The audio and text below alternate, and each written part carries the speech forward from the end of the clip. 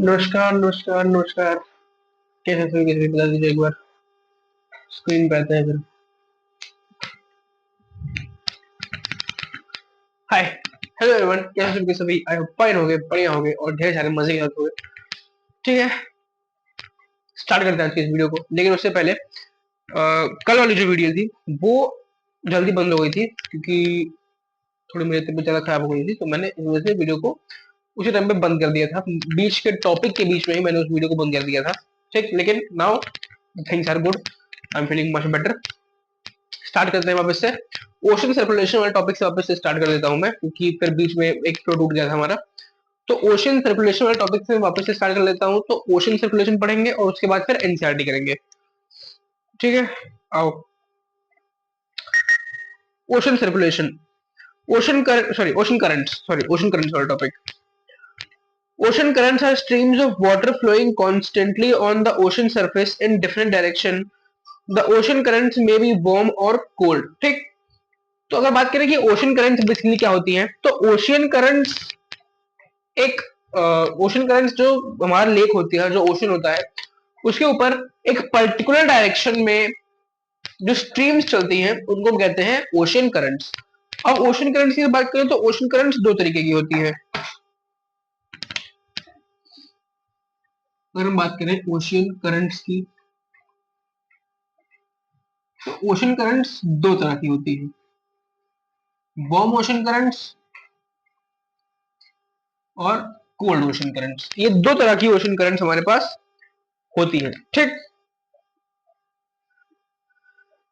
Generally the warm ocean currents originate near the equator and move towards the poles. The cold currents carry water from polar or higher latitudes to tropical or lower latitudes. ठीक, अगर हम बात करें कि warm ocean currents कौन सी होती हैं, तो वार्म ओशन करंट्स नाम से ही समझ में आ रहा है, वो ओशियन करंट्स जिनका टेम्परेचर हाई होता है। उस मतलब ऐसा बहुत ज्यादा हाई नहीं होता है, लेकिन कंपैरेटिवली थोड़ा गर्म होता है, उसको हम कहते हैं वार्म ओशन करंट्स। ठीक, वार्म ओशन करंट्स की बात करें तो वार्म ओशन करंट्स कहां से ओरिजिनेट होती हैं? वार्म ओशन करंट्स ओरिजिनेट होती हैं, अर्थ डिवाइडेड है इस तरह से, ये हमारा होता है इक्वेटर, ये हमारी होती है poles. Warm ocean currents equator से रिलीज होकर पोल की तरफ बढ़ती है, और वही कोल्ड ओशन करंट्स पोल से ओरिजिनेट होकर इक्वेटर की तरफ बढ़ती है। क्यों बढ़ती है मैंने कल समझाया था, एक बार फिर से बता देता हूं। क्योंकि इक्वेटर पे टेम्परेचर जो होता है वो बहुत ज्यादा हाई होता है, क्योंकि जो डायरेक्टली सोलर इंसुलेशन है वो इक्वेटर पे पड़ रही होती है, जिसके चलते इक्वेटर पे प्रेजेंट जो वाटर बॉडीज होती है वो बहुत जल्दी हीट होती है, और हीट होने के बाद उनका जो वाटर होता है वो कूलर रीजन की तरफ ट्रेवल करता है, तो जिसी के चलते इक्वेटर से पोल्स की तरफ वार्म ओशन करंट्स मूव करती है। ठीक, वही अगर बात करें पोल्स पे, तो पोल्स पे क्योंकि सोलर इंसुलेशन जो होती है वो बहुत कम आती है, वहां का टेम्परेचर बहुत कोल्ड होता है, इसी वजह से कोल्ड ओशन करंट्स वहां से ओरिजिनेट होती हैं और वार्मर एरियाज की तरफ यानी कि इक्वेटर की तरफ बढ़ती है। ठीक,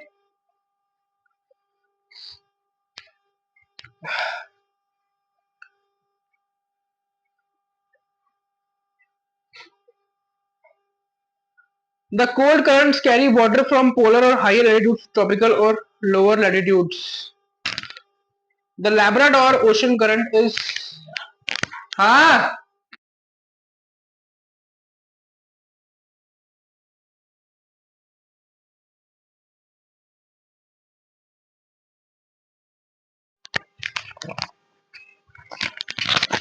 ठीक है, ये चीज क्लियर है।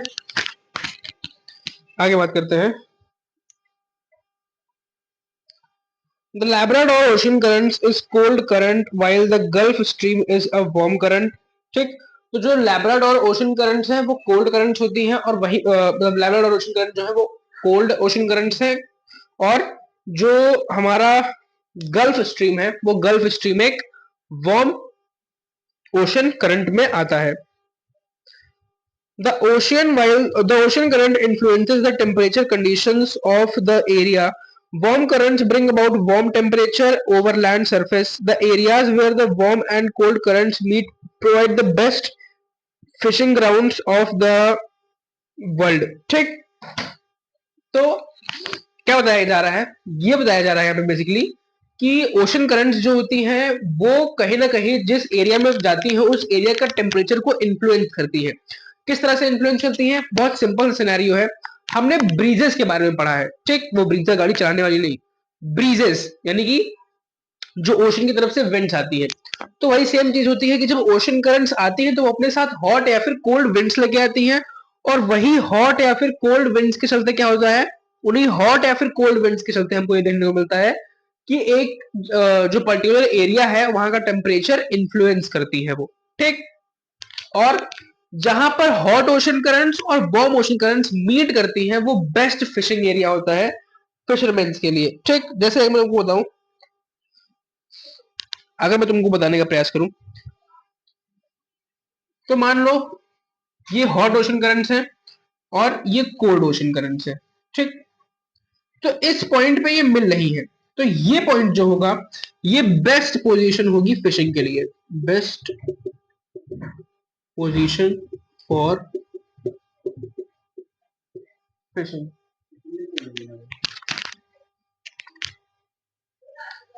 वो बेस्ट पोजीशन होती है किस चीज के लिए? फिशिंग के लिए। Seas around Japan and the eastern coast of North America are such examples.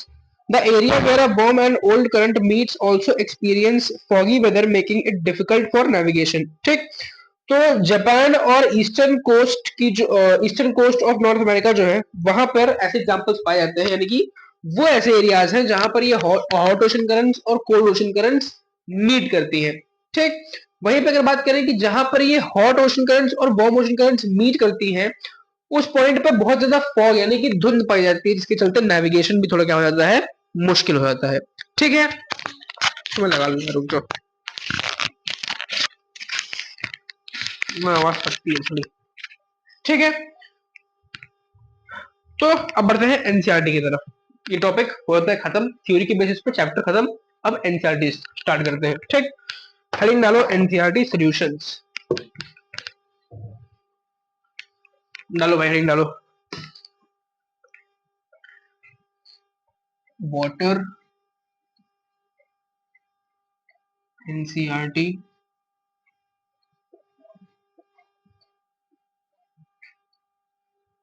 Solutions, ठीक?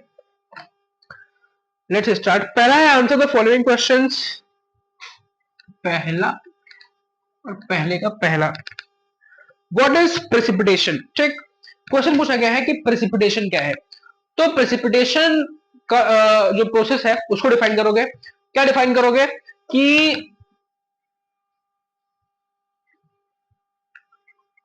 क्लाउड्स जो होते हैं, मैं शॉर्ट फॉर्म में लिख रहा हूं, हाँ, क्लाउड्स जो होते हैं वो क्लाउड्स जब ऊपर उठते हैं और ऊपर उठने के बाद कंडेंस होते हैं तो वो रेनफॉल कंडक्ट करते हैं, उनके चलते रेनफॉल होती है। यह जो रेनफॉल होती है इसी को हम प्रेसिपिटेशन कह देते हैं, ठीक? जब हमने सबसे पहली क्लास ली थी इस चैप्टर की, तो उसमें ही हमने जब वाटर साइकिल वाला पार्ट पढ़ा था कि हमने देखा था कि वाटर एक फॉर्म से दूसरे फॉर्म में कन्वर्ट होता है, लेकिन अल्टीमेटली वो रहता अर्थ के अंदर ही, ऐसा नहीं होता कि अर्थ से कहीं बाहर चला जाएगा, ठीक? बस वो वाटर अपना फॉर्म चेंज करता है। तो उसमें हमने देखा था कि वाटर साइकिल में होता क्या है कि इवेपोरेशन होता है, इवेपोरेशन से क्लाउड्स बनते हैं, क्लाउड्स कंडेंस होते हैं, कंडेंस होने के बाद वो रेनफॉल कराते हैं और उसी रेनफॉल को हम प्रेसिपिटेशन कहते हैं, ठीक? तो इतनी पूरी लंबी कहानी नहीं लिखनी है क्योंकि वाटर साइकिल डिफाइन करने को नहीं दिया है, जो हमको डिफाइन करने को दिया है उसके लिए हमको प्रिसाइज होना है, यानी कि जितना क्वेश्चन पूछ रहा है उतना ही लिखना है, ठीक? तो उसने प्रेसिपिटेशन के बारे में पूछा है, तो प्रेसिपिटेशन के बारे में जब पूछा है तो क्या लिखोगे? सिंपल चीज लिखोगे कि जब क्लाउड्स कंडेंस होते हैं यानी कि कूल होते हैं तो वो रेनफॉल कराते हैं और उसी रेनफॉल को हम प्रेसिपिटेशन कहते हैं, ठीक? Next is what is water cycle. अब देखो, अब पूरा टॉपिक पूछ लिया, ये वाटर साइकिल का एक पार्ट पूछा था लेकिन अब पूरी वाटर साइकिल पूछ ली। तो वाटर साइकिल में क्या बताओगे कि रिवर्स से वाटर इवेपोरेट होता है, ठीक? इवेपोरेट होने के बाद क्लाउड्स फॉर्म करता है, क्लाउड्स कंडेंस होते हैं और कंडेंस होने के बाद फिर प्रेसिपिटेशन कराते हैं। ठीक, पूरी वाटर साइकिल डिफाइन करोगे, जो पूरा टॉपिक हमने पढ़ा था वो, कि रिवर्स, जब सन की हीट रिवर्स पे पड़ती है तो रिवर का पानी इवेपोरेट होता है, इवेपोरेट होने के बाद क्लाउड बनाता है, क्लाउड बनाने के बाद जब वो क्लाउड एक हाइट तक पहुंचते हैं तो फिर वो कूल होना स्टार्ट होते हैं, कंडेंस होना स्टार्ट होते हैं, और जब पूरी तरह से कंडेंस हो जाते हैं तो फिर वो रेनफॉल कराते हैं, और उस रेनफॉल को प्रेसिपिटेशन कहते हैं। पूरी चीज डिफाइन कर दोगे। ठीक, तीसरे नंबर क्वेश्चन पे बात करते हैं। What are the factors effecting the height of the waves. ठीक, तीसरी चीज क्या पूछ रहा है कि वेव्स की जो हाइट है वो किस चीज पे डिपेंड करती है। तो सबसे पहली चीज तो वेव्स ओरिजिनेट कैसे होती हैं। ठीक, वेव्स की हाइट किस चीज पे डिपेंड करती है ये जानने से ज्यादा इंपॉर्टेंट है कि वेव्स ओरिजिनेट कैसे होती है। तो जब हमने वेव्स वाला टॉपिक पढ़ा था तो हमने देखा था कि वो अर्थक्वेक्स की वजह से, लैंडस्लाइड्स की वजह से वेव्स ओरिजिनेट होती है। ठीक, तो जब अर्थक्वेक, और जैसे फॉर एग्जांपल, एग्जांपल के थ्रू समझते हैं इस चीज को।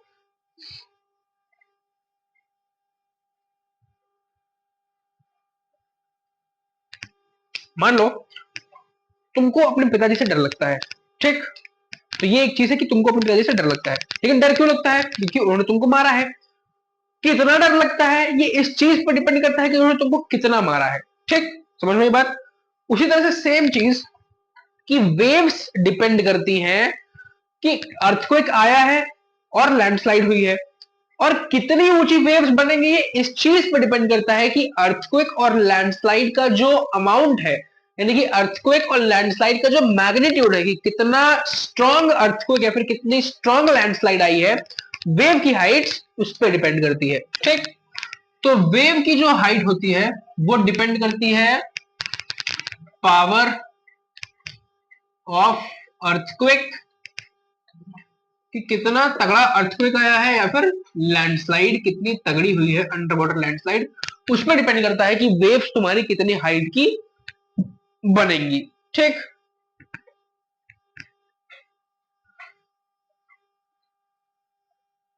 Which factor affect the movement of ocean water. ठीक, चौथा क्वेश्चन, कि ओशन वाटर की मूवमेंट को कौन कौन सी चीजें अफेक्ट करती हैं। तो एक जनरल क्वेश्चन है कि ओशन वाटर जो होता है उसकी मूवमेंट को कौन कौन सी चीजें अफेक्ट करती हैं। तो अर्थक्वेक हो गया, लैंडस्लाइड्स हो गई, ये सारी चीजें इसको अफेक्ट करती हैं। अर्थक्वेक, लैंडस्लाइड, ये सारी चीजें इसको अफेक्ट करती हैं। पांचवा question, what are tides and how are they caused. Tides क्या होती हैं और वो कैसे फॉर्म होती है। तो देखो, अब यहाँ पे एक क्वेश्चन के अंदर दो क्वेश्चन है, पार्ट वन, पार्ट टू। सबसे पहले पूछा गया है कि टाइड्स क्या होती है। तो टाइड्स क्या होती हैं उसमें पूरा डिफाइन करोगे। क्या डिफाइन करोगे, कि जो हमने टाइड्स वाला पार्ट पढ़ा था, कि rhythmic rise and fall in the water levels on the land surface is known as, are known as tides. ठीक, कि ये वाटर सरफेस है कि दिन में दो बार ऐसा होता है जिस टाइम पीरियड में ओशन का वाटर इस लैंड सरफेस पे आता है और इस लैंड सरफेस से पीछे चला जाता है। दिन में दो बार ऐसी फिनोमिना होती है, और इसी फिनोमिना को हम क्या कहते हैं, इसी फिनोमिना को हम टाइड कहते हैं। ठीक, ये लिखोगे इसमें। दूसरी चीज, टाइड्स किन किन फैक्टर्स पर डिपेंड करती है। तो टाइड्स डिपेंड करती है कि कितनी ग्रेविटेशनल फोर्स लगा रहा है सन और मून। तुम्हारे समझने वाली चीज नहीं है, ये क्वेश्चन तुम्हारे लिए रटने वाला ही है। क्यों, क्योंकि तुमने अभी ग्रेविटेशनल फोर्स के बारे में नहीं जाना है। ठीक, तो अभी बस इतना याद रखना है कि जितना ज्यादा ग्रेविटेशनल फोर्स होगा उतनी ज्यादा टाइड बढ़ेगी। Gravitational force, gravitational force depend करता है कि टाइड्स की हाइट क्या होगी या फिर टाइड्स की इंटेंसिटी क्या होगी। नेक्स्ट चीज क्या है, व्हाट आर ओशन करंट्स। ठीक, छठवीं चीज, छठवां क्वेश्चन जो है कि what are ocean currents. Ocean currents तो अभी हमने तुरंत पढ़ा है। ठीक, अभी जस्ट। ओशन करंट्स क्या होते हैं, तो जो स्ट्रीम्स चलती हैं ओशन के ऊपर एक पर्टिकुलर डायरेक्शन में, उनको हम कहते हैं ओशन करंट्स। ठीक, तो डिफाइन कर देना कि what are ocean currents. Ocean currents क्या होती हैं डिफाइन कर देना। चलो नेक्स्ट आओ। Next is give reason. Ocean water is salty.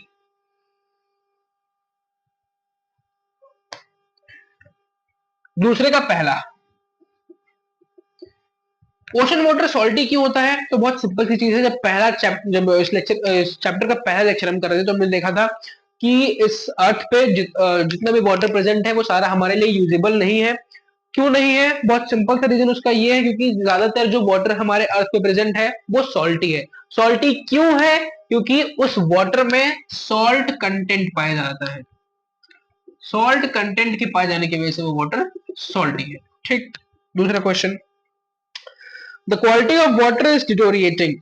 जो वाटर की क्वालिटी है वो डिटोरिएट क्यों है? डिटोरिएट इन द सेंस कि अगर मैं वर्ड मीनिंग लिख दूं, डिटोरिएटिंग का मतलब होता है,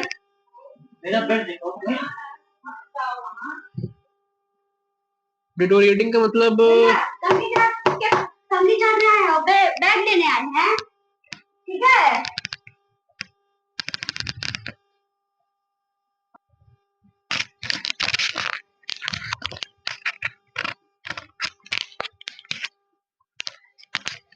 ठीक है, तो डिटोरिएटिंग का मतलब क्या होता है? बेसिकली डिटोरिएटिंग का मतलब होता है क्वालिटी खराब होना।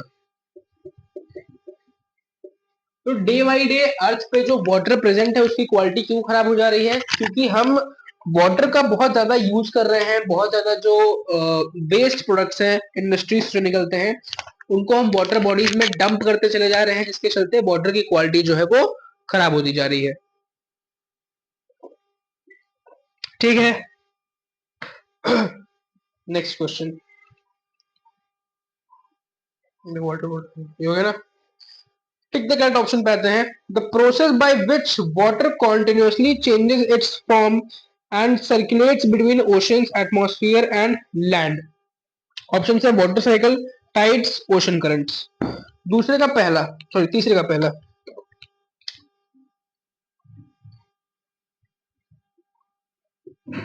तीसरे का पहला क्या पूछ रहा है कि वो कौन सी प्रोसेस है जिसके थ्रू वाटर एक फॉर्म से दूसरे फॉर्म में कन्वर्ट होता है और सर्कुलेट करता रहता है।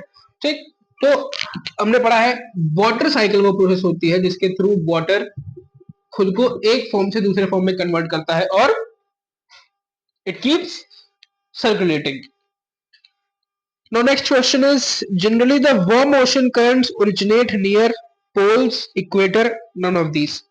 जो वार्म ओशन करंट्स होती हैं वो कहां पे ओरिजिनेट होती हैं? तो हमने आंसर अभी तुरंत अभी 10 मिनट पहले देखा है लगभग कि ये ओरिजिनेट होती हैं वार्म ओशन करंट्स इक्वेटर से और जाती कहां तक है? पोल्स तक। ठीक। तो जाने का पूछा नहीं है, सिर्फ ओरिजिनेट होने का पूछा है, तो इक्वेटर पे टिक कर देंगे।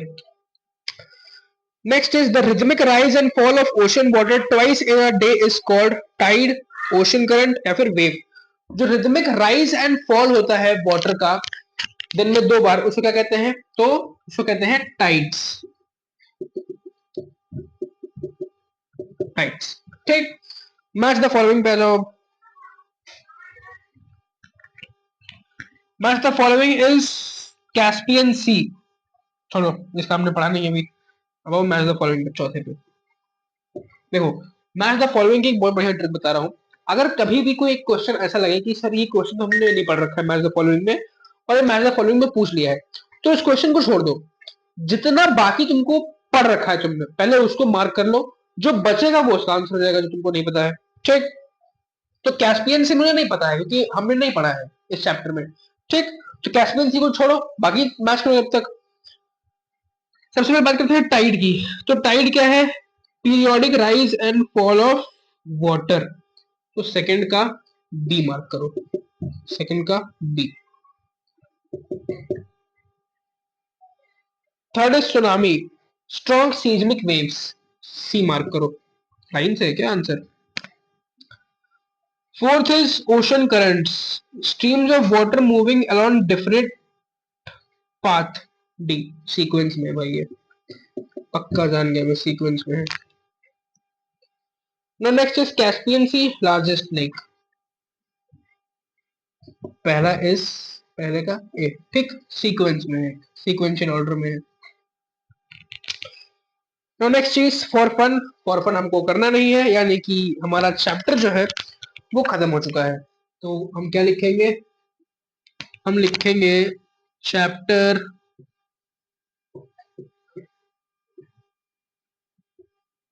5 डन। चैप्टर 5वां जो है हमारा वो खत्म हो चुका है। Now next what we are suppose to do, वो हम उठाएंगे पॉलिटिक्स का चैप्टर नंबर 5। क्या है पॉलिटिक्स का चैप्टर नंबर 5, देखते हैं एक बार गूगल पे।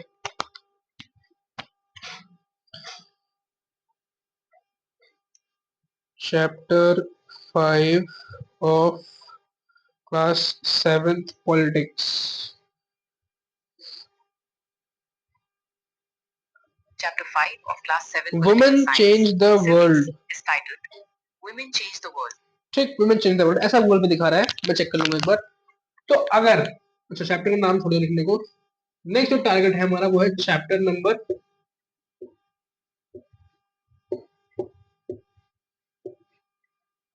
5 ऑफ व्हाट, ऑफ पॉलिटिक्स।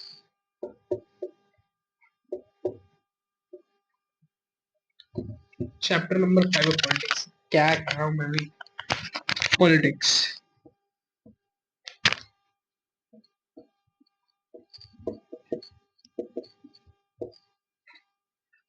कल से चैप्टर नंबर 5 जो है पॉलिटिक्स का उसको उठाएंगे। ठीक, ये एनसीईआरटी पूरी कर लेना है, चैप्टर को एक बार जितना पढ़ा है उतना रिवाइज कर लेना, एनसीईआरटी से पढ़ लेना एक बार। ठीक है, और एक चीज इससे थोड़ी अपॉलॉजी चाहूंगा कि थोड़ा एनर्जी लो लग रही होगी क्योंकि मेडिसिन ले आऊँ, थोड़ी दिक्कत है, बट कोई बात नहीं, क्लासेस नहीं रुकेगी, क्लासेस लेते रहेंगे। मिलते हैं नेक्स्ट क्लास में, तब तक अपना ध्यान रखो, मुस्कुराते रहो। Thank you, bye bye.